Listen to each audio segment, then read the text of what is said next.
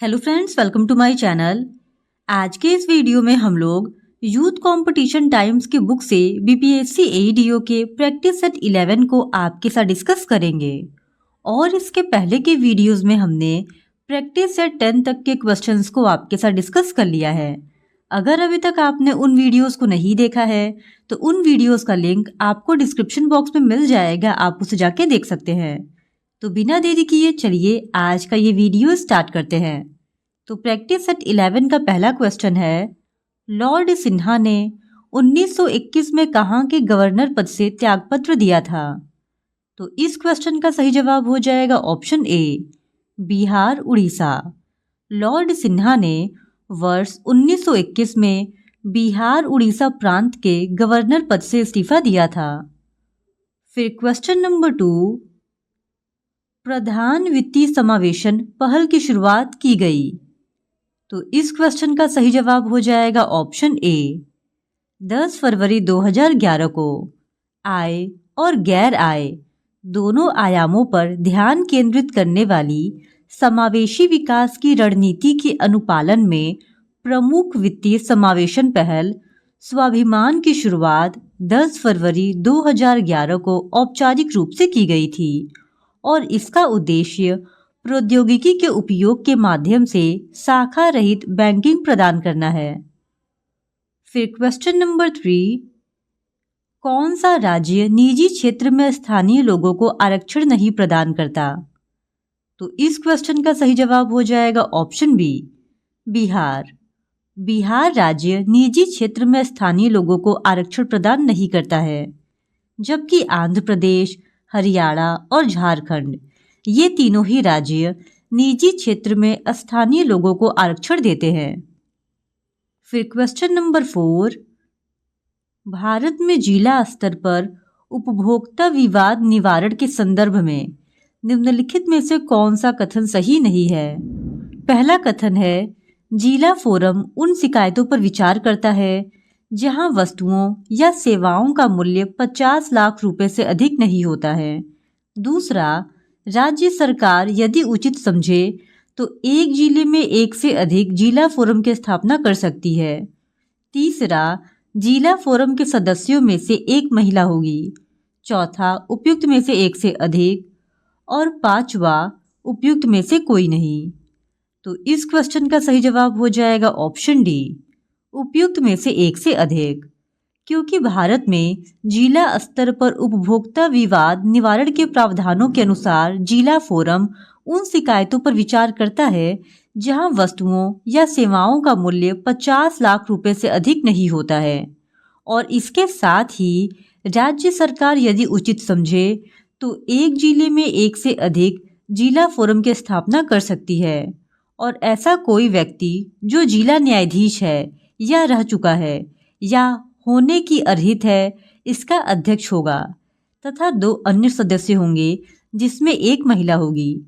यानी कथन ए, बी और सी ये तीनों ही सही है। इस वजह से ऑप्शन डी इस क्वेश्चन का सही जवाब हो जाएगा, उपयुक्त में से एक से अधिक। फिर क्वेश्चन नंबर 5, समुद्र तल पर पृथ्वी के केंद्र के सबसे निकट स्थान है। तो इस क्वेश्चन का सही जवाब हो जाएगा ऑप्शन ए, उत्तरी ध्रुव।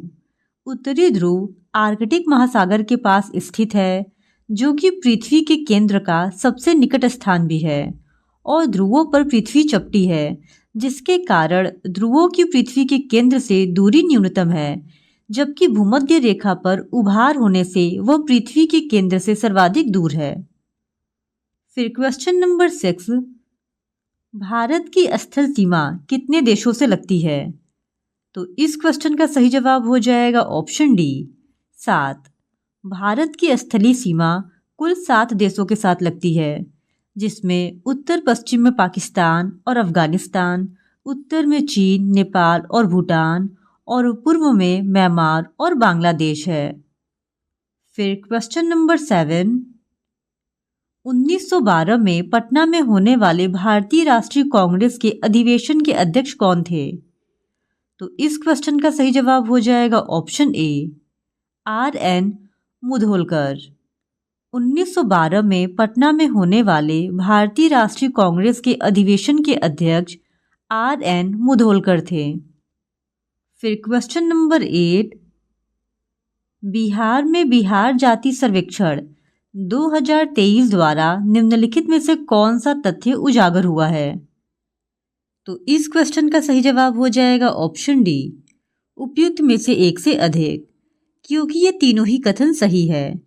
बिहार राज्य जाति सर्वेक्षण 2023 के अनुसार राज्य में पिछड़ी जातियां, अन्य पिछड़ा वर्ग और अति पिछड़ा वर्ग की जनसंख्या कुल जनसंख्या का 63.14% है और अनुसूचित जाति और अनुसूचित जातियां इनकी संख्या 21.33% है, जबकि उच्च जातियां 15.52% है। यानी तीनों ही ऑप्शन सही होने के कारण ऑप्शन डी, उपयुक्त में से एक से अधिक, इस क्वेश्चन का सही जवाब हो जाएगा। फिर क्वेश्चन नंबर 9, निम्नलिखित नदियों में से किस एक नदी का प्राचीन नाम निरंजना था? तो इस क्वेश्चन का सही जवाब हो जाएगा ऑप्शन डी, फल्गु। फल्गु नदी का प्राचीन नाम निरंजना था और यह नदी छोटा नागपुर के पठार से निकलती है और इसकी मुख्य धारा निरंजना कहलाती है, जो बोधगया के समीप मोहना नामक सहायक नदी से निकलकर विशाल रूप धारण कर लेती है और इसी नदी के किनारे भगवान बुद्ध को ज्ञान प्राप्त हुआ था। फिर क्वेश्चन नंबर 11, बिहार में प्रवाहित होने वाले निम्न नदियों में से उत्तर की ओर प्रवाहित होने वाली कौन सी नदी है? तो इस क्वेश्चन का सही जवाब हो जाएगा ऑप्शन ई, उपयुक्त में से कोई नहीं, क्योंकि बिहार राज्य में दक्षिण से उत्तर की ओर बहने वाली एकमात्र नदी सोन है, जो मध्य प्रदेश के अमरकंटक से निकलकर उत्तर की ओर बहती हुई गंगा में पटना के पास मिल जाती है, जबकि ऑप्शन में दिए गए सभी नदियों का प्रवाह उत्तर से दक्षिण की ओर होता है। इस वजह से ऑप्शन ई इस क्वेश्चन का सही जवाब है। फिर क्वेश्चन नंबर 11, बिहार के निम्न प्रशासनिक विभागीय जोड़ों में से किस जोड़े से गंगा नदी नहीं बहती है? तो इस क्वेश्चन का सही जवाब हो जाएगा ऑप्शन डी, कोशी मगध। गंगा नदी हिमालय के गंगोत्री ग्लेशियर से निकलती है और उत्तराखंड, उत्तर प्रदेश, बिहार, पश्चिम बंगाल में प्रवाहित होते हुए बंगाल की खाड़ी में गिरती है। गंगा नदी बिहार के कोशी मगध प्रशासनिक विभागीय संभाग को छोड़कर ऑप्शन में दिए गए तीनों ही प्रशासनिक संभाग से प्रवाहित होती है। फिर क्वेश्चन नंबर 12, किसने 1913 में अनुशीलन समिति की एक शाखा की स्थापना पटना में की? तो इस क्वेश्चन का सही जवाब हो जाएगा ऑप्शन ए, सचिंद्रनाथ सन्याल। अनुशीलन समिति की एक शाखा पटना में सचिंद्रनाथ सन्याल ने 1913 में स्थापित की थी और अनुशीलन समिति एक भूमिगत ब्रिटिश विरोधी क्रांतिकारी समिति थी, जिसकी स्थापना 24 मार्च 1902 को मित्रा और वारिंद्र कुमार घोष ने कलकत्ता में की थी।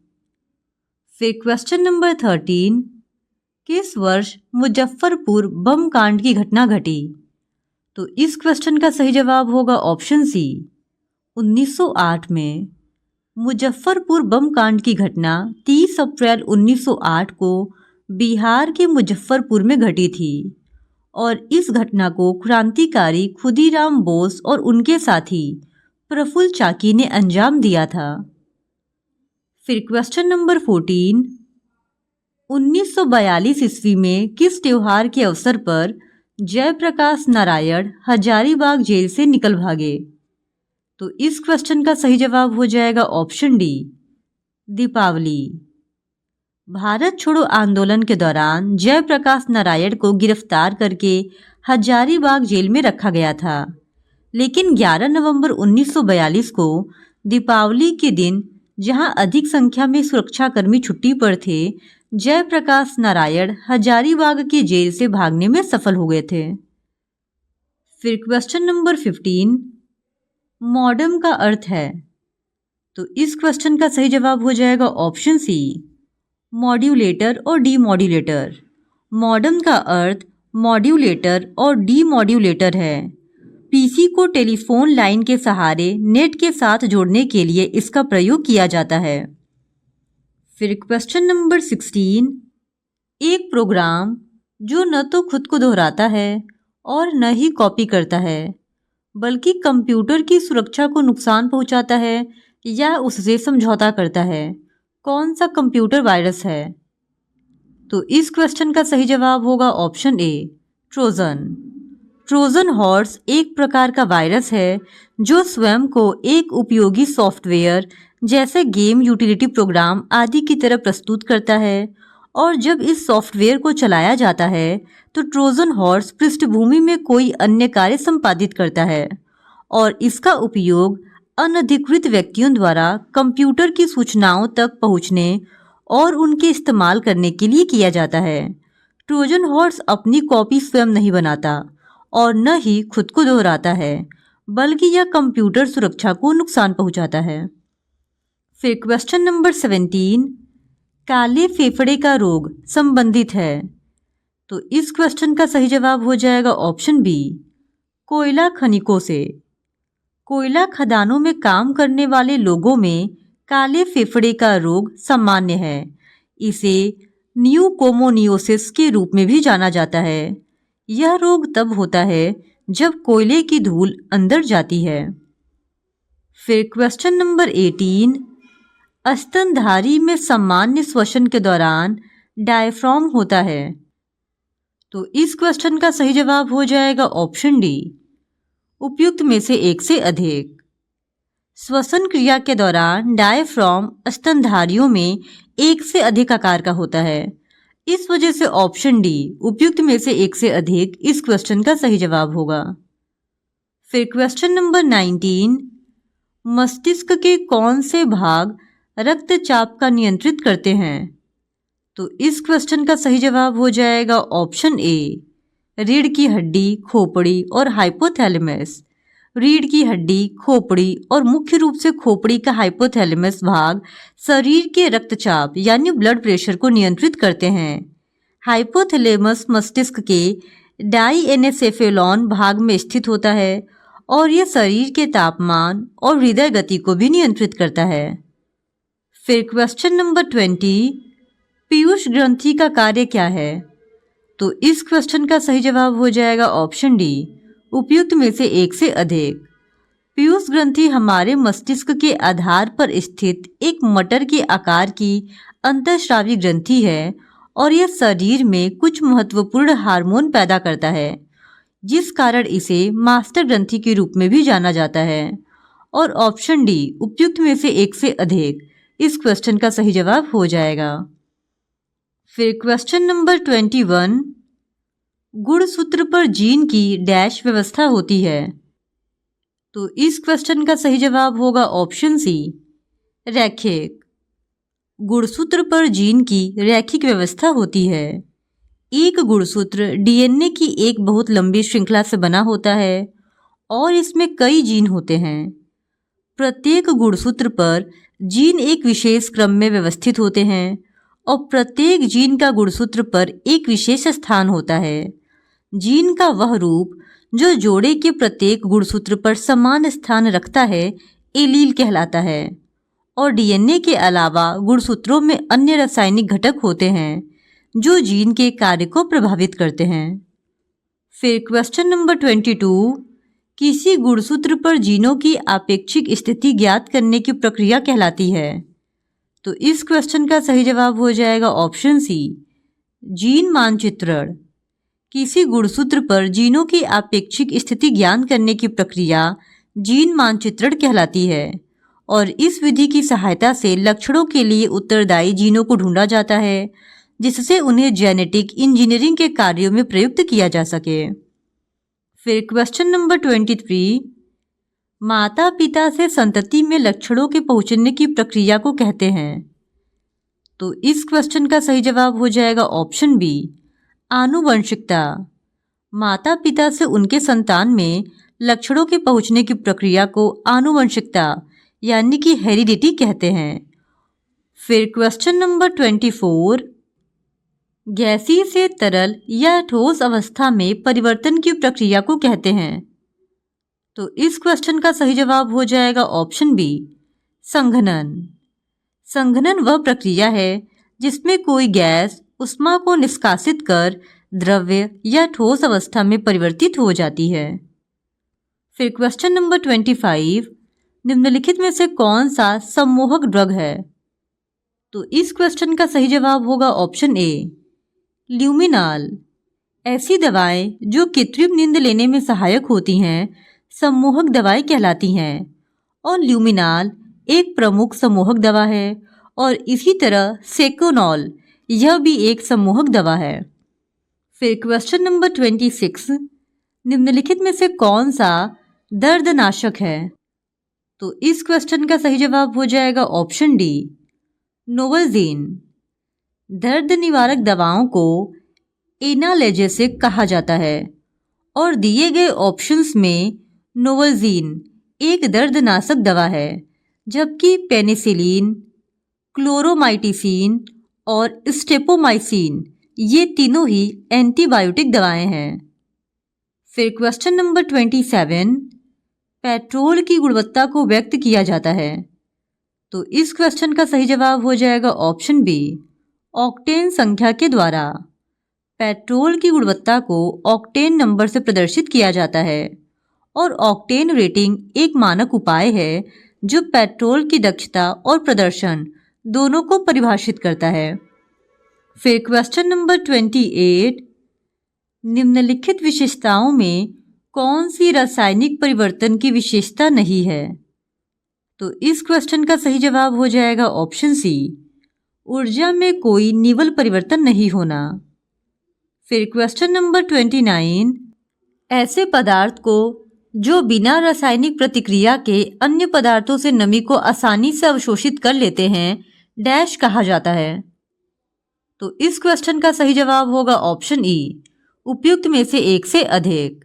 ऐसे पदार्थ को जो बिना रासायनिक प्रक्रिया के अन्य पदार्थों से नमी को आसानी से अवशोषित कर लेते हैं जल, शुष्कक या निर्जलीकरण कारक कहा जाता है। फिर क्वेश्चन नंबर 30, आधुनिक परमाणु प्रतीक डैश द्वारा प्रस्तावित विधि पर आधारित है। तो इस क्वेश्चन का सही जवाब हो जाएगा ऑप्शन बी, बर्जेलियस। आधुनिक परमाणु प्रतीक जोन्स जैकब बर्जेलियस द्वारा प्रस्तावित विधि पर आधारित है। फिर क्वेश्चन नंबर 31, एक परमाणु के केंद्र पर धनावेशित हिस्सा कहलाता है। तो इस क्वेश्चन का सही जवाब हो जाएगा ऑप्शन डी, न्यूक्लियस। फिर क्वेश्चन नंबर 32, आवर्धक कांच में किस प्रकार का लेंस प्रयोग किया जाता है? तो इस क्वेश्चन का सही जवाब हो जाएगा ऑप्शन सी, उत्तल लेंस। आवर्धक कांच में उत्तल लेंस का प्रयोग किया जाता है और आवर्धक लेंस एक उत्तल लेंस होता है जिसका उपयोग पास की वस्तुओं का आवर्धित प्रतिबिंब प्राप्त करने में किया जाता है।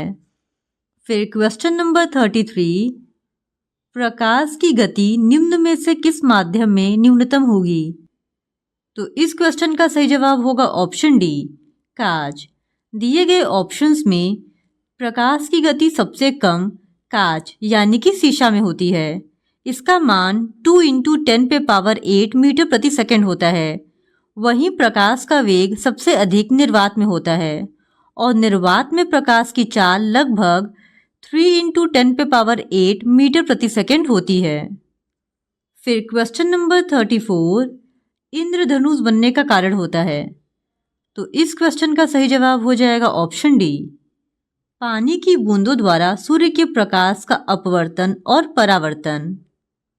फिर क्वेश्चन नंबर 35, सैप के आरोहण के लिए डैश जिम्मेदार बल है। तो इस क्वेश्चन का सही जवाब होगा ऑप्शन ई, उपयुक्त में से एक से अधिक।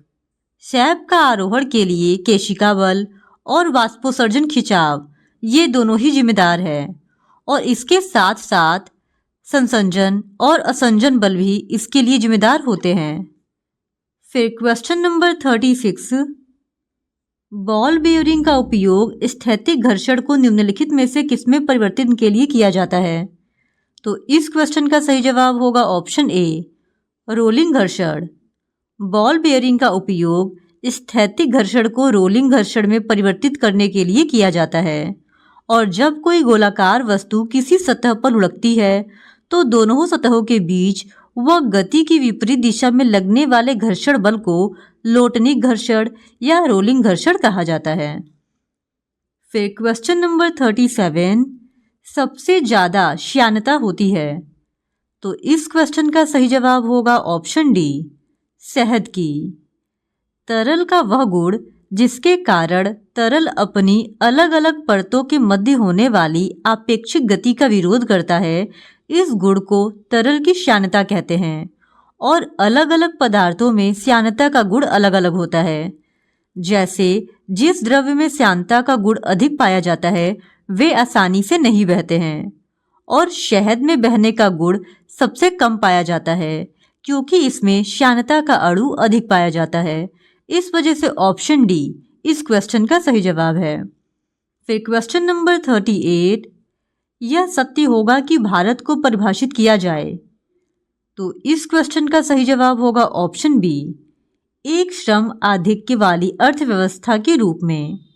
भारत विश्व का सबसे बड़ा जनसंख्या वाला देश है और जनसंख्या की अधिकता को देखते हुए भारत को एक श्रम आधिक्य वाली अर्थव्यवस्था के रूप में परिभाषित किया जा सकता है। फिर क्वेश्चन नंबर 39, निम्न में से कौन सी एक 12वीं पंचवर्षीय योजना काल के लिए सेवा क्षेत्र की औसत लक्षित वृद्धि दर है? तो इस क्वेश्चन का सही जवाब हो जाएगा ऑप्शन ए, 10.0%। 12वीं पंचवर्षीय योजना जिसका समय काल 2012 से 2017 था, इसके दौरान सेवा क्षेत्र का लक्षित विकास दर 10%, कृषि में 4% और उद्योग में 9.6% निर्धारित था, जबकि संपूर्ण जीडीपी वृद्धि के लिए 8% की दर निर्धारित की गई थी। फिर क्वेश्चन नंबर 40, भारत में निम्न में से किसके शासनकाल में रोलिंग प्लान प्रारंभ किया गया था? तो इस क्वेश्चन का सही जवाब होगा ऑप्शन सी, जनता पार्टी का शासनकाल। जनता पार्टी के शासनकाल में 1978 से 1980 के लिए अनवरत योजना यानी रोलिंग प्लान चलाया गया था, और इस दौरान योजना की प्रभावशीलता का मूल्यांकन वार्षिक रूप से किया जाता था, और इस मूल्यांकन के आधार पर अगले वर्ष की नई योजना बनाई जाती थी। फिर क्वेश्चन नंबर 41, JNNURM का संबंध निम्नलिखित में से किस एक का सुधार करने से है? तो इस क्वेश्चन का सही जवाब हो जाएगा ऑप्शन डी, शहरी अधोसंरचना। जवाहरलाल नेहरू राष्ट्रीय शहरी नवीकरण योजना यानी JNNURM शहरी विकास मंत्रालय द्वारा 2005 में शुरू की गई एक योजना था, जिसका उद्देश्य भारत के कुछ चुने हुए शहरों में विकास को गति प्रदान करना था। फिर क्वेश्चन नंबर 42, प्रधानमंत्री ने नीति आयोग में पदेन एवं विशेष तौर पर आमंत्रित सदस्यों को शामिल करने संबंधी कैबिनेट प्रस्ताव को अपनी मंजूरी दी। तो इस क्वेश्चन का सही जवाब हो जाएगा ऑप्शन ई, उपयुक्त में से कोई नहीं, क्योंकि प्रधानमंत्री नरेंद्र मोदी ने 15 जून 2019 को राष्ट्रीय जनतांत्रिक गठबंधन के दूसरे कार्यकाल में अपनी पहली बैठक से पहले सरकार की थिंक टैंक यानी नीति आयोग के पुनर्गठन को मंजूरी दी, जो कि किसी भी ऑप्शन में नहीं दिया गया है। इस वजह से ऑप्शन ई, उपयुक्त में से कोई नहीं, इस क्वेश्चन का सही जवाब होगा। फिर क्वेश्चन नंबर 43, गांधीवादी योजना का प्रारूप तैयार किया। तो इस क्वेश्चन का सही जवाब होगा ऑप्शन डी, SN अग्रवाल ने। गांधीवादी योजना का प्रारूप 1944 में श्रीमन नारायण अग्रवाल यानी SN अग्रवाल ने तैयार किया था। फिर क्वेश्चन नंबर 44, वित्त वर्ष 2023 हेतु बजट में सकल घरेलू उत्पाद की वृद्धि दर अनुमानित है। तो प्रश्नकाल के दौरान आयोग के द्वारा इस प्रश्न का सही उत्तर ऑप्शन सी यानी 12.8% को माना गया था, लेकिन इसका सही जवाब ऑप्शन ई, उपयुक्त में से कोई नहीं होगा। फिर क्वेश्चन नंबर 45, भारत में इनमें से कौन सा विषय पंचायती राज संस्थाओं की शक्तियों के अंतर्गत नहीं आता है? तो इस क्वेश्चन का सही जवाब होगा ऑप्शन बी, न्यायिक पुनर्विचरण। न्यायिक पुनर्वीक्षण का अधिकार सर्वोच्च न्यायालय एवं उच्च न्यायालयों को प्राप्त है, पंचायती राज संस्थाओं को नहीं। इस वजह से ऑप्शन बी इस क्वेश्चन का सही जवाब हो जाएगा। और संविधान के 73वें संशोधन के द्वारा संविधान में 11वीं अनुसूची जोड़कर उसमें 29 ऐसे विषयों का उल्लेख किया गया जिससे पंचायतों को शक्ति प्राप्त होती है। और ये विषय थे कृषि विस्तार, भूमि सुधार, चकबंदी, भूमि अनुरक्षण, लघु सिंचाई, पशुपालन, मुर्गी पालन, दुग्ध उत्पादन, लघु वन उत्पाद, ग्रामीण आवासन इत्यादि। फिर क्वेश्चन नंबर 46, भारत में पंचायती राज प्रतिनिधित्व करता है। तो इस क्वेश्चन का सही जवाब होगा ऑप्शन डी, ये सभी। भारत में पंचायती राज शक्तियों के विकेंद्रीकरण, लोगों की हिस्सेदारी और सामुदायिक विकास, इन तीनों का प्रतिनिधित्व करता है। फिर क्वेश्चन नंबर 47, पंचायती राज का प्रधान लक्ष्य है। तो इस क्वेश्चन का सही जवाब होगा ऑप्शन सी, ग्रामवासियों में शक्ति का विकेंद्रीकरण। पंचायती राज व्यवस्था का प्रमुख लक्ष्य ग्रामवासियों में शक्ति का विकेंद्रीकरण है। और संविधान के अनुच्छेद 40 के अनुसार राज्य ग्राम पंचायतों का संगठन करने के लिए कदम उठाएगा और उनको ऐसी शक्तियों एवं अधिकार प्रदान करेगा जो उन्हें स्वायत्त शासन की इकाइयों के रूप में कार्य करने योग्य बनाते हैं। फिर क्वेश्चन नंबर 48, निम्न कमेटियों में से कौन सी एक पंचायती राज संस्था से संबंधित नहीं है। तो इस क्वेश्चन का सही जवाब हो जाएगा ऑप्शन ए, PVN राव कमेटी। भारत में पंचायती राज संस्था से संबंधित प्रमुख committee Singhvi committee, Mehta committee और बलवंत राय मेहता कमेटी है, जबकि राव कमेटी ग्रामीण विकास एवं गरीबी उन्मूलन से संबंधित है। इस वजह से ऑप्शन ए इस क्वेश्चन का सही जवाब है। फिर क्वेश्चन नंबर 49, भारतीय संविधान भारत के राष्ट्रपति को अधिकार नहीं देता है। तो इस क्वेश्चन का सही जवाब होगा ऑप्शन बी, राज्यों के मुख्यमंत्री की नियुक्ति का। भारतीय संविधान भारत के राष्ट्रपति को राज्यों के मुख्यमंत्री की नियुक्ति का अधिकार नहीं देता है। संविधान के अनुच्छेद 164 के अनुसार राज्य के निर्वाचन के पश्चात संबंधित राज्य का राज्यपाल बहुमत दल के नेता को मुख्यमंत्री नियुक्त करता है, ना कि राष्ट्रपति। इसी वजह से ऑप्शन बी इस क्वेश्चन का सही जवाब है। फिर क्वेश्चन नंबर 50, अगर कोई धन विधेयक लोकसभा द्वारा स्वीकृत हो जाए तो राज्यसभा इसे अधिक से अधिक रोक सकती है। तो इस क्वेश्चन का सही जवाब है ऑप्शन डी, 14 दिन। राज्यसभा धन विधेयक को अधिकतम 14 दिनों तक ही रोक सकती है। 14 दिनों के बाद धन विधेयक स्वतः ही राज्यसभा से पारित मान लिया जाता है। इस वजह से ऑप्शन डी इस क्वेश्चन का सही जवाब है। तो क्वेश्चन नंबर 51 है, राज्यसभा में प्रतिनिधित्व में शामिल है। तो इस क्वेश्चन का सही जवाब होगा ऑप्शन डी, उपयुक्त में से एक से अधिक। संविधान के अनुच्छेद 80 में राज्यसभा के गठन के बारे में दिया गया है। यहाँ पर यह उपबंधित है कि राज्यसभा में अधिक से अधिक 250 सदस्य हो सकते हैं, जिनमें से 12 सदस्य राष्ट्रपति द्वारा मनोनीत किए जाएंगे और अन्य सदस्यों का चुनाव विधानसभा के निर्वाचित प्रतिनिधियों द्वारा किया जाता है। यह चुनाव आनुपातिक प्रतिनिधित्व के अनुसार एकल संक्रमणीय मत प्रणाली द्वारा होता है। फिर क्वेश्चन नंबर 52, प्रत्येक राज्य में लोकसभा की सीटों का निर्धारण परिसीमन आयोग द्वारा किया जाता है। इस परिसीमन को किस वर्ष तक रोक दिया गया है। तो इस क्वेश्चन का सही जवाब होगा ऑप्शन सी, 2026 तक। संविधान के 84 संशोधन के अनुसार वर्ष 2026 तक लोकसभा का परिसीमन वर्ष 1971 की जनगणना के आधार पर ही किया जाएगा और साथ ही राज्यों के विधानसभा क्षेत्रों का परिसीमन वर्ष 2001 की जनगणना के आधार पर किया जाता है। फिर क्वेश्चन नंबर 53, भारत का राष्ट्रपति कितनी बार पुनः चुनाव के लिए पात्र होता है। तो इस क्वेश्चन का सही जवाब होगा ऑप्शन डी, कितनी भी बार। भारत के राष्ट्रपति का उत्तराधिकारी जब तक पद ग्रहण न कर ले तब तक राष्ट्रपति अपने 5 वर्ष के कार्यकाल के उपरांत भी पद पर बना रह सकता है और संविधान के अनुच्छेद 57 के अनुसार वह इस पद पर पुनः निर्वाचित हो सकता है। फिर क्वेश्चन नंबर 54, भारत में लौकिक सार्वभौमिकता है क्योंकि संविधान की प्रस्तावना आरंभ होती है।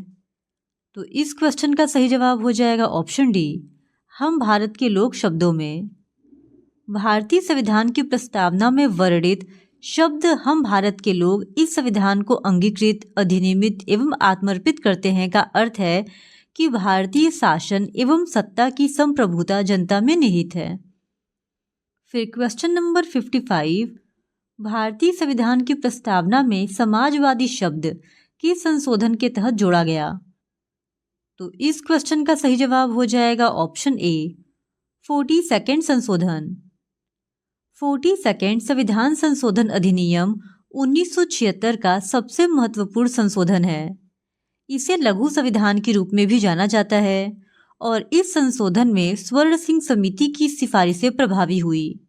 इसके द्वारा प्रस्तावना में 3 नए शब्द जोड़े गए और ये शब्द थे समाजवादी, पंथनिरपेक्ष और अखंडता, और इसके साथ ही नागरिकों के मूल कर्तव्यों को भी जोड़ा गया। फिर क्वेश्चन नंबर 56, निम्नलिखित में से कौन सा भारतवर्ष को एक धर्मनिरपेक्ष राज्य के रूप में वर्णित करता है। तो इस क्वेश्चन का सही जवाब हो जाएगा ऑप्शन डी, संविधान की प्रस्तावना।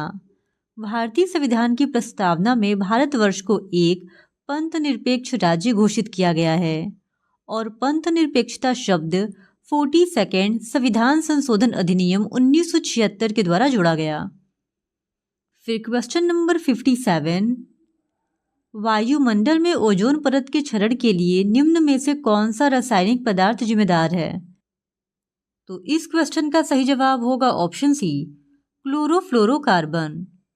ओजोन परत के क्षरण का मुख्य कारण ओजोन क्षयकारी पदार्थों का वायुमंडल में ओजोन से अभिक्रिया करना है और ओजोन को मुख्य रूप से नुकसान पहुंचाने वाला पदार्थ क्लोरोफ्लोरोकार्बन और हेलोजन्स है। इसके अलावा कार्बन टेट्राक्लोराइड, मिथाइल क्लोरोफॉर्म भी ओजोन परत को नुकसान पहुंचाते हैं। फिर क्वेश्चन नंबर 58, निम्नलिखित में से भारत के किस राज्य में नामदफा नेशनल पार्क स्थित है। तो इस क्वेश्चन का सही जवाब हो जाएगा option A, Arunachal Pradesh. Namdapha national park Arunachal Pradesh में स्थित है और इसका क्षेत्रफल 1985 वर्ग किलोमीटर है। नामदफा नेशनल पार्क को 1972 में वन्य जीव अभयारण्य के रूप में स्थापित किया गया था। फिर क्वेश्चन नंबर 59, निम्नलिखित में से किस वर्ष में सबसे पहले अंटार्कटिका के ऊपर ओजोन छिद्र की खोज की गई थी। तो इस क्वेश्चन का सही जवाब हो जाएगा ऑप्शन ए, 1985 में।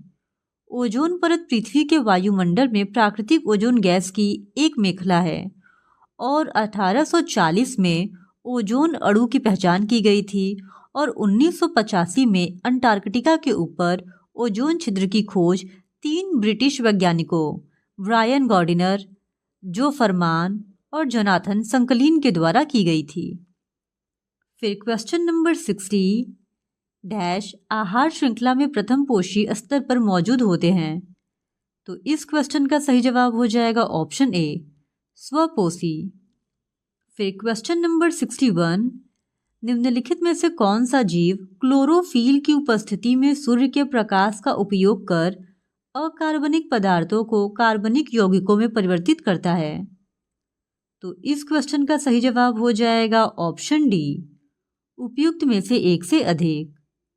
स्वपोषी जीव, पौधे, शैवाल और कुछ जीवाणु क्लोरोफिल की उपस्थिति में सूर्य के प्रकाश का उपयोग करके अकार्बनिक पदार्थों को कार्बनिक यौगिकों में परिवर्तित करते हैं, यानी ऑप्शन डी इस क्वेश्चन का सही जवाब है।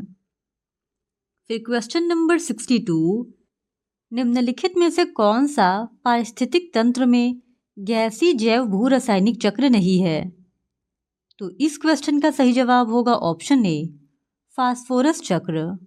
फास्फोरस चक्र पारिस्थितिक तंत्र में गैसीय जैव भू रासायनिक चक्र नहीं है, क्योंकि फास्फोरस चक्र लंबी व छोटी अवधि के होते हैं। यह कोशिका विकास में एक आवश्यक तत्व है। गैसीय चक्र में कार्बन, हाइड्रोजन, ऑक्सीजन जैसी गैसें शामिल होती हैं। फिर क्वेश्चन नंबर 63, उत्तर पूर्वी भारत में उस राज्य का नाम बताएं जहां 2011 में सबसे अधिक अनुसूचित जनजाति जनसंख्या पाई गई। तो इस क्वेश्चन का सही जवाब होगा ऑप्शन डी, असम। जनगणना 2011 के अनुसार उत्तर पूर्वी भारत के असम राज्य में अनुसूचित जनजाति जनसंख्या सर्वाधिक पाई जाती है। इसके बाद अनुसूचित जनजाति की जनसंख्या मेघालय में, फिर नागालैंड में और उसके बाद मिजोरम में पाई जाती है। फिर क्वेश्चन नंबर 64, किस देश की जनसंख्या के 2019 और 2050 के मध्य 2.2% सिकुड़ने का अनुमान है? तो इस क्वेश्चन का सही जवाब हो जाएगा ऑप्शन सी, चीन। चीन की जनसंख्या 2019 और 2050 के मध्य 2.2% सिकुड़ने का अनुमान है। और संयुक्त राष्ट्र की एक रिपोर्ट के अनुसार भारत 2024 में दुनिया के सबसे अधिक आबादी वाले देश चीन को पीछे छोड़ दिया है। फिर क्वेश्चन नंबर 65, जनसंख्या के अनुसार डैश उत्तर प्रदेश का सबसे बड़ा नगर है? तो इस क्वेश्चन का सही जवाब होगा ऑप्शन सी, कानपुर। जनसंख्या के अनुसार कानपुर उत्तर प्रदेश का सबसे बड़ा नगरीकृत नगर है, जबकि प्रयागराज जनसंख्या के दृष्टिकोण से सबसे बड़ा जिला और महोबा सबसे छोटा जिला है। वहीं वाराणसी गाजियाबाद के बाद सर्वाधिक जनघनत्व वाला जिला है। फिर क्वेश्चन नंबर 66, सुनामी का मुख्य कारण क्या है? तो इस क्वेश्चन का सही जवाब हो जाएगा ऑप्शन सी, महासागरीय भूकंप। सुनामी के उत्पन्न होने का सर्वप्रमुख कारण महासागरीय भूकंप है और सुनामी वे सागरीय तरंगें होती हैं जो महासागर में भूकंप, भूस्खलन अथवा ज्वालामुखी उद्गार जैसी घटनाओं से उत्पन्न होता है। फिर क्वेश्चन नंबर 67, भौगोलिक अपर्दन चक्र की संकल्पना में से किसने प्रस्तुत की? तो इस क्वेश्चन का सही जवाब हो जाएगा ऑप्शन बी, W.M. डेविस ने।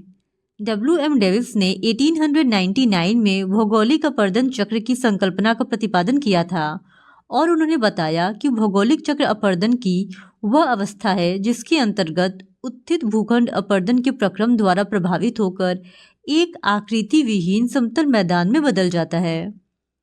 फिर क्वेश्चन नंबर 68, महाद्वीपीय बहाव का सिद्धांत किसके द्वारा विकसित किया गया था? तो इस क्वेश्चन का सही जवाब होगा ऑप्शन बी, ए. वेगनर के द्वारा। महाद्वीपीय बहाव का सिद्धांत प्रसिद्ध जर्मन मौसमविद अल्फ्रेड वेगनर के द्वारा 1912 ईस्वी में प्रतिपादित किया गया था। इस सिद्धांत के अनुसार सभी महाद्वीप एक बड़े भूखंड से जुड़े हुए थे तथा यह भूखंड एक बड़े महासागर से घिरा हुआ था। इस बड़े भूखंड को पेंजिया और बड़े महासागर को पैंथालासा नाम दिया गया। पेंजिया का उत्तरी भाग लॉरेसिया और दक्षिणी भाग गोंडवाना लैंड को प्रदर्शित करता था और आगे चलकर पेंजिया का विभाजन हो गया और स्थल भाग एक दूसरे से अलग हो गए और इसी के परिणाम स्वरूप महासागरों और महाद्वीपों का वर्तमान रूप प्राप्त हुआ। फिर क्वेश्चन नंबर 69, जियोडेसी वह विज्ञान है जो संबंधित है? तो इस क्वेश्चन का सही जवाब हो जाएगा ऑप्शन बी, पृथ्वी के आयाम की माप से। जियोडेसी पृथ्वी के आयाम की माप, ज्यामितीय आकार, अंतरिक्ष में अभिविन्यास और गुरुत्वाकर्षण क्षेत्र को सटीक रूप से मापने और समझने का विज्ञान है। फिर क्वेश्चन नंबर 70, सर्वाधिक उत्तरी दक्षिणी लंबाई वाली सीमा वाला देश है? तो इस क्वेश्चन का सही जवाब होगा ऑप्शन बी, चिली। सर्वाधिक उत्तरी दक्षिणी लंबाई वाली सीमा वाला देश चिली है। यह दक्षिणी अमेरिका महाद्वीप में प्रशांत महासागर के तट पर स्थित है और चिली की चिक्विकमाटा खान विश्व में तांबे के उत्पादन हेतु विश्व प्रसिद्ध है। फिर क्वेश्चन नंबर 71, निम्न में से कौन सा एक स्थल रुद्ध देश है? तो इस क्वेश्चन का सही जवाब हो जाएगा ऑप्शन बी, हंगरी। हंगरी मध्य यूरोप का स्थल रुद्ध देश है जिसकी राजधानी बुडापेस्ट है।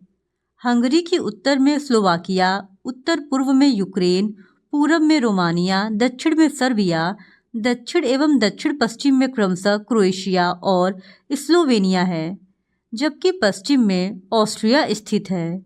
इससे ये स्पष्ट होता है कि हंगरी एक स्थल रुद्ध देश है, जबकि बेल्जियम की सीमा उत्तरी सागर, रोमानिया के दक्षिण पूर्व में काला सागर और यूक्रेन के दक्षिण में काला सागर स्थित है। इस वजह से ऑप्शन बी ही इस क्वेश्चन का सही जवाब होगा। फिर क्वेश्चन नंबर 72, हिमालय का प्रथम उत्थान निम्नलिखित में से किस प्राचीन युग में हुआ था?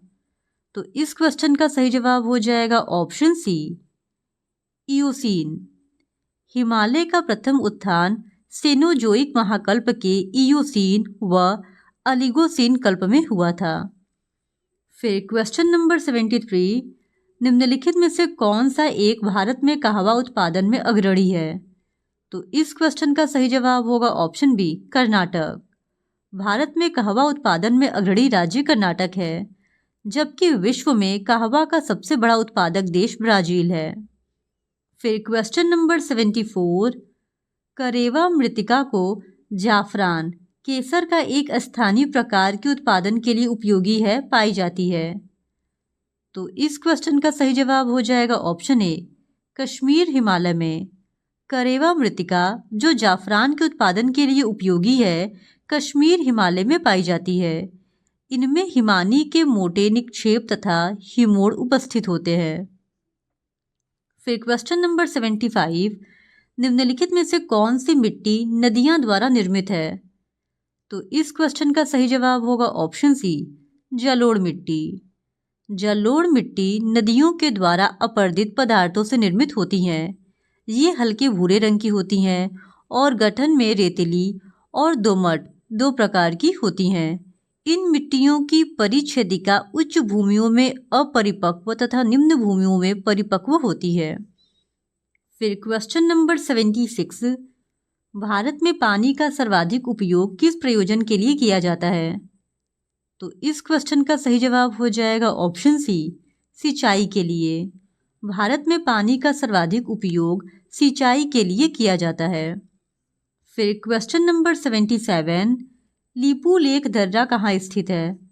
तो इस क्वेश्चन का सही जवाब हो जाएगा ऑप्शन सी, उत्तराखंड में। लीपू लेक दर्रा उत्तराखंड राज्य में स्थित है। यह कुमाऊं को तिब्बत से जोड़ता है और यह दर्रा भारत से कैलाश पर्वत और मानसरोवर जाने वाले यात्रियों द्वारा विशेष रूप से प्रयोग में होता है। फिर क्वेश्चन नंबर 78, निम्नलिखित में से कौन सी एक पर्वतीय चोटी सही सुमेलित नहीं है? तो इस क्वेश्चन का सही जवाब हो जाएगा ऑप्शन ए, अबोर झारखंड। अबोर झारखंड में नहीं बल्कि अरुणाचल प्रदेश राज्य में स्थित है। इस वजह से ऑप्शन ए इस क्वेश्चन का सही जवाब हो जाएगा। जबकि दूनगिरी पर्वत चोटी उत्तराखंड में, मिकीर असम में, नियमगिरी ओडिशा राज्य में स्थित है। फिर क्वेश्चन नंबर 79, दंडकारण्य क्षेत्र किस राज्य में स्थित है? तो इस क्वेश्चन का सही जवाब होगा ऑप्शन ए, उपयुक्त में से एक से अधिक। दंडकारण्य पूर्वी मध्य भारत का भौतिक क्षेत्र है और करीब 92,300 वर्ग किलोमीटर क्षेत्रफल में फैले इस क्षेत्र के पश्चिम में अबूझमाड़ पहाड़ियाँ और पूर्व में इसकी सीमा पर पूर्वी घाट शामिल है और दंडकारण्य में छत्तीसगढ़, उड़ीसा, आंध्र प्रदेश और तेलंगाना राज्यों के हिस्से शामिल है। इस वजह से ऑप्शन ई उपयुक्त में से एक से अधिक इस क्वेश्चन का सही जवाब है। फिर क्वेश्चन नंबर 80, 19वीं शताब्दी के उत्तरार्ध में नव हिंदूवाद के सर्वश्रेष्ठ प्रतिनिधि थे। तो इस क्वेश्चन का सही जवाब हो जाएगा ऑप्शन बी, स्वामी विवेकानंद। फिर क्वेश्चन नंबर 81, 19वीं शताब्दी के धर्म एवं समाज सुधार आंदोलनों ने जनसंख्या के किस वर्ग को मुख्यतः आकर्षित किया? पहला बुद्धिजीवी, दूसरा नगरी उच्च जातियाँ, तीसरा निर्धन सर्वसाधारण वर्ग और चौथा उदार रजवाड़े। अपने उत्तर का चयन निम्नांकित कूटों से करे। तो इस क्वेश्चन का सही जवाब हो जाएगा ऑप्शन डी, पहला, दूसरा और चौथा। इन तीनों को ही जो 19वीं शताब्दी के धर्म और समाज सुधार आंदोलन थे प्रभावित किया था।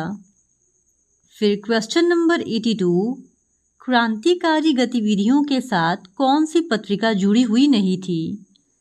तो इस क्वेश्चन का सही जवाब हो जाएगा option D, young India. Young India का संपादन महात्मा गांधी करते थे और यह पत्रिका अहिंसक आंदोलन का समर्थन करती थी, जबकि संध्या, युगांतर और गदर पत्रिकाएं क्रांतिकारी गतिविधियों से संलग्न थी। फिर क्वेश्चन नंबर 83, अभिनव भारत से कौन संबंधित है? तो इस क्वेश्चन का सही जवाब हो जाएगा option A, V D Savarkar. Maharashtra में विनायक दामोदर सावरकर ने 1904 ईस्वी में अभिनव भारत नामक संस्था स्थापित की थी और अभिनव भारत संगठन के सदस्य पीएन वॉपट बम बनाने की कला सीखने के लिए पेरिस गए थे। बंगाल में पी मित्रा ने अनुशीलन समिति का गठन किया, जिसका उद्देश्य था खून का बदला खून, और अनुशीलन समिति ने हेमचंद्र को रूसी क्रांतिकारियों से बम बनाने की कला सीखने के लिए रूस भेजा था। फिर क्वेश्चन नंबर 84, निम्न अखबारों में से कौन सा मुख्यतः उदारवादियों की नीतियों का प्रचारक था? तो इस क्वेश्चन का सही जवाब होगा ऑप्शन बी, लीडर। लीडर समाचार पत्र मुख्यतः उदारवादियों की नीतियों का प्रचारक था। लीडर के संपादक पंडित मदन मोहन मालवीय थे। वहीं न्यू इंडिया और कॉमनवेल्थ इनी बेसेंट द्वारा संपादित समाचार पत्र थे। यंग इंडिया पत्रिका की शुरुआत 1918 ईस्वी में महात्मा गांधी ने की थी, जबकि फ्री प्रेस जर्नल एक न्यूज़ एजेंसी थी। फिर क्वेश्चन नंबर 85, 1857 ईस्वी का विद्रोह मुख्यतः किस कारण से असफल रहा? तो इस क्वेश्चन का सही जवाब होगा ऑप्शन बी, किसी सामान्य योजना और केंद्रीय संगठन की कमी के कारण। 1857 का विद्रोह सिपाहियों में गाय और सुअर की चर्बी युक्त कारतूस के कारण शुरू हुआ था, लेकिन इस विद्रोह का मूल कारण अंग्रेजी नीतियों के प्रति लोगों का बढ़ता असंतोष था। विद्रोही यद्यपि सत्ता को उखाड़ फेंकना चाहते थे, लेकिन किसी सुनियोजित योजना और केंद्रीय संगठन का अभाव उनकी असफलता का मूल कारण बना। फिर क्वेश्चन नंबर 86, निम्नलिखित में से किसने 1857 ईस्वी के विद्रोह को एक षड्यंत्र की संज्ञा दी? तो इस क्वेश्चन का सही जवाब हो जाएगा option A, sir James Outram and W Taylor ने। Sir James Outram and W Taylor ने 1857 के विद्रोह को अंग्रेजों के विरुद्ध हिंदू मुस्लिम षड्यंत्र कहा है। वहीं सर जॉन सीले तथा लॉरेंस ने इसे सिपाही विद्रोह और टी.आर. होम्स ने सभ्यता एवं बर्बरता का संघर्ष कहा है। फिर क्वेश्चन नंबर 87, निम्नलिखित में से किसका नाम 1857 ईस्वी के आंदोलन से जुड़ा है? तो इस क्वेश्चन का सही जवाब होगा ऑप्शन बी, तात्या टोपे। तात्या टोपे का वास्तविक नाम रामचंद्र पांडुरंग था और ये कानपुर विद्रोह के नेता नाना साहब के सहायक थे और ग्वालियर के पतन के बाद 1859 में वे नेपाल चले गए थे। अप्रैल 1859 में सिंधिया के सामंत मान सिंह ने उन्हें अंग्रेजों को सौंप दिया और 18 अप्रैल 1859 को इन्हें फांसी पर लटका दिया गया था। फिर क्वेश्चन नंबर 88, वर्ष 1632 में बिहार के पटना शहर में कौन सी कंपनी ने अपनी फैक्ट्री स्थापित की? तो इस क्वेश्चन का सही जवाब हो जाएगा option B, Dutch East India Company ने। Dutch East India Company Netherland की एक व्यापारिक कंपनी थी जिसका भारत में स्थापना 1602 ईस्वी में हुआ था और इस कंपनी में 1632 ईस्वी में बिहार के पटना शहर में अपनी फैक्ट्री स्थापित की थी। फिर क्वेश्चन नंबर 89, पुर्तगालियों की प्रथम फैक्ट्री भारत में कहाँ स्थापित की गई थी? तो इस क्वेश्चन का सही जवाब हो जाएगा ऑप्शन ई, उपयुक्त में से कोई नहीं, क्योंकि पुर्तगालियों ने भारत में प्रथम फैक्ट्री कोचीन में 1503 ईस्वी में स्थापित किया था और इसके बाद 1505 ईस्वी में कन्नूर, गोवा, दमन, दीव और हुगली में भी अपनी फैक्ट्रियां इन्होंने स्थापित की थी। इस वजह से ऑप्शन ई इस क्वेश्चन का सही जवाब हो जाएगा। फिर क्वेश्चन नंबर 90, अंग्रेजों का फोर्ट विलियम कहाँ स्थित है? तो इस क्वेश्चन का सही जवाब होगा ऑप्शन ए, कोलकाता में। बंगाल के सूबेदार अजीम उस शान ने 1698 ईस्वी में अंग्रेजों को सुल्तानती, कलिकाता और गोविंदपुर नामक 3 गांवों की जमींदारी प्रदान की, जिसके बदले में अंग्रेजों के द्वारा इन गांवों के मालिकों को 1200 रुपये देने पड़े। इंग्लैंड के सम्राट के सम्मान में काली घाट में किलाबंद व्यावसायिक प्रतिष्ठान का नाम फोर्ट विलियम रखा गया और 1700 ईस्वी में यह पहला प्रेसिडेंसी नगर घोषित किया गया, जिसका प्रथम प्रेसिडेंट चार्ल्स आयर था। फिर क्वेश्चन नंबर 91, निम्नलिखित में से किसके द्वारा विजयनगर राज्य की स्थापना हुई? तो इस क्वेश्चन का सही जवाब हो जाएगा ऑप्शन बी, हरिहर एवं बुक्का। विजयनगर साम्राज्य की स्थापना हरिहर और बुक्का ने 1336 ईस्वी में की थी और उनके पिता संगम के नाम पर इस वंश का नाम संगम वंश कहलाया। फिर क्वेश्चन नंबर 92, विजयनगर साम्राज्य के कृष्णदेव राय समकालीन थे। तो इस क्वेश्चन का सही जवाब हो जाएगा ऑप्शन सी, बाबर के। बाबर ने अपनी आत्मकथा बाबरनामा में 7 भारतीय राज्यों का उल्लेख किया है, जिसमें 5 मुस्लिम राज्य बंगाल, मालवा, दिल्ली, बहमनी और गुजरात और 2 हिंदू राज्य मेवाड़ और विजयनगर थे। और विजयनगर का शासक कृष्णदेव राय था, जो बाबर का समकालीन था और बाबर ने उसे तत्कालीन भारत का सबसे शक्तिशाली शासक कहा है। फिर क्वेश्चन नंबर 93, विजयनगर साम्राज्य का अवशेष कहाँ मिलता है?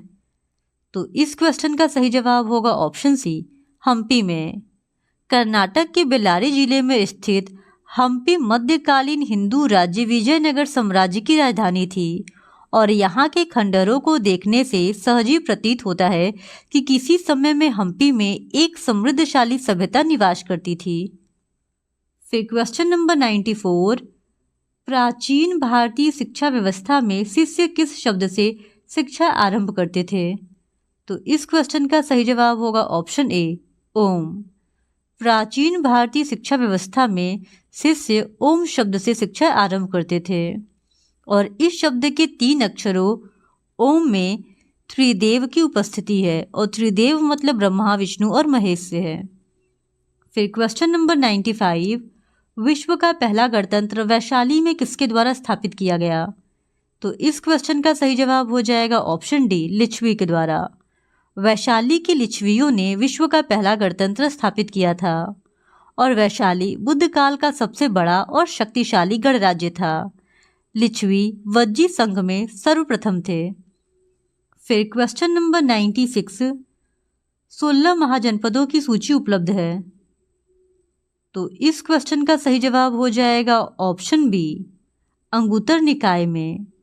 बौद्ध ग्रंथ अंगुत्तर निकाय तथा जैन ग्रंथ भगवती सूत्र में बुद्धकालीन 16 महाजनपदों का उल्लेख प्राप्त होता है और 16 महाजनपदों में अशमक महाजनपद, जिसकी राजधानी पोतन थी, दक्षिण भारत में अवस्थित एकमात्र महाजनपद था और इन महाजनपदों में मगध सबसे शक्तिशाली महाजनपद था।